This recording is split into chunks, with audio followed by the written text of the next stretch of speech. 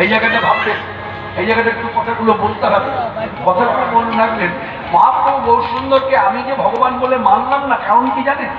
মহাপ্রভু গৌরসুন্দর কখনো কখনো ঐশ্বর্য প্রকাশ করতো, সবসময় ঐশ্বর্য প্রকাশ করে থাকতো না।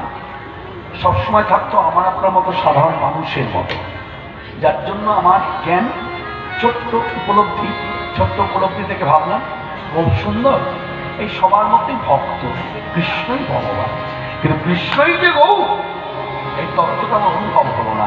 কেন হলো না? ওই যে ঐশ্বর্য প্রকাশ করলো না। জানবেন যে ভগবান বারে বারে ঐশ্বর্য দেখায়, সেই ভগবানের কাছে মাথা নিচু করে সবাই। আমি কথাটা আমার জ্ঞান থেকে বলি, আমার একটা ছোট্ট জ্ঞান উপলব্ধি থেকে বলি।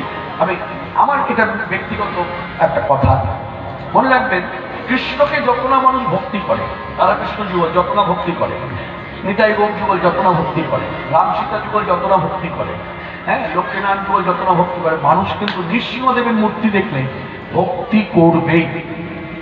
কেন বলুন তো?